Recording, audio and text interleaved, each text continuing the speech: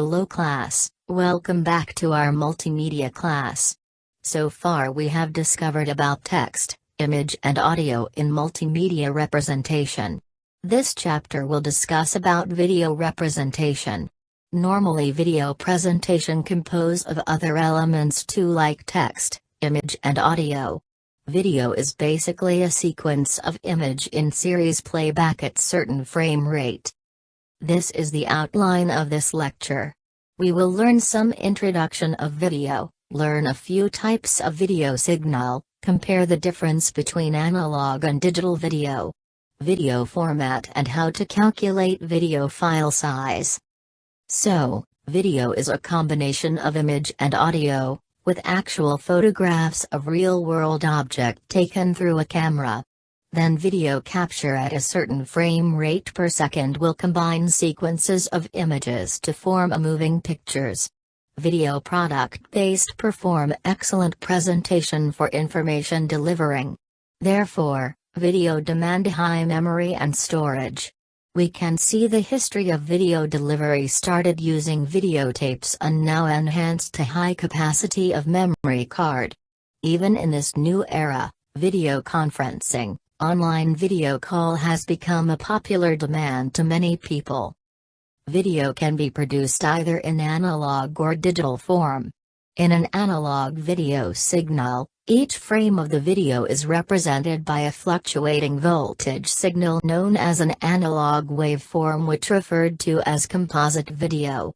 Composite analog video has all the video components, including brightness, color, and synchronization, which combined into one signal. Another one is component video.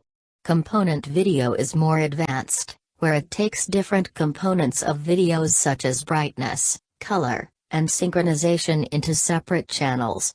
It breaks them into separate signals. You can spot the difference at your old Astro TV box or video player. There are two types of cables which meant for audio and video.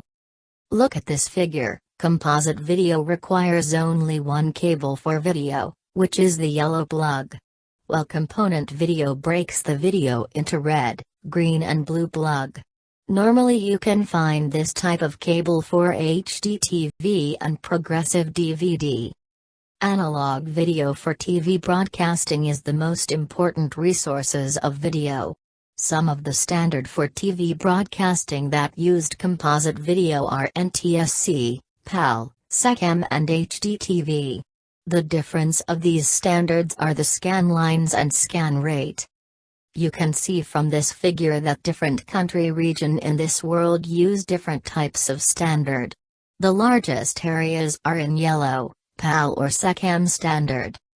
As I mentioned just now, one of the difference of these standards are scan lines. Scanning lines for analog video can be categories into either interlaced scanning or progressive scanning. You can spot this information when you purchase a new TV. You can see the details of the product, for example 1080p mode or 1080i mode. So, what does this INP referring to? The value normally indicate the resolution of that product, either 720 or 1080, which normally the wide area of the screen and number of resolution. The more resolution definitely give better display. Then what is the difference between interlaced and progressive scanning? The INP mode. Look at this video.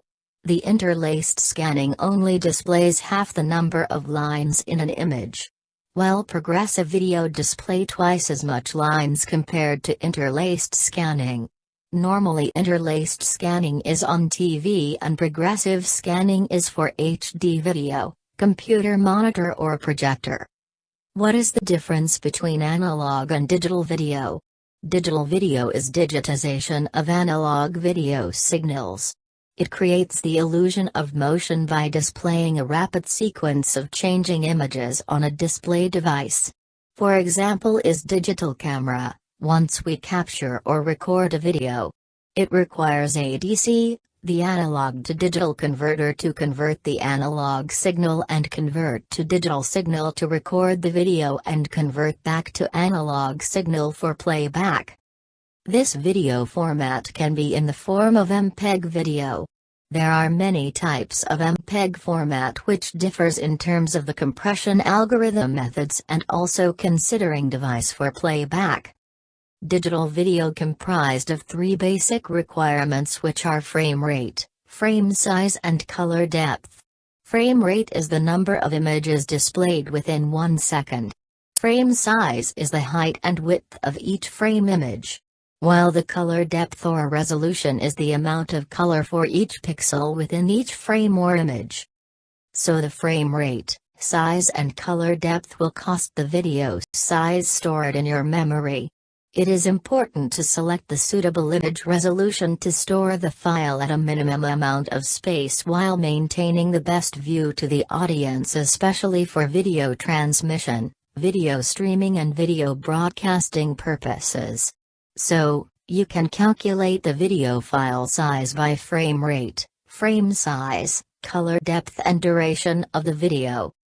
For example, if you have a 2-hour video 24p True Cinema with a frame size of Full HD, 1920 by 1080 pixels, a color depth of each frame is 16 bits.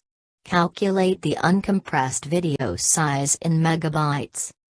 Given that the frame rate is 24 frames per second, frame size is 1920 by 1080 pixels with 16 bits color depth for each frame for a 2 hours video duration, which is 3600 seconds video.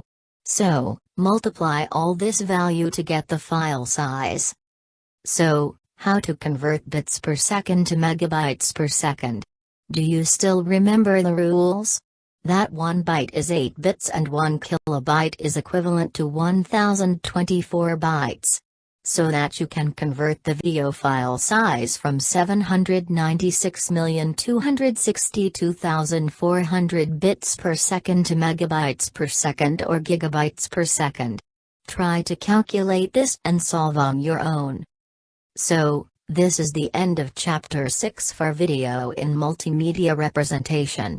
Thank you class and see you in the next video.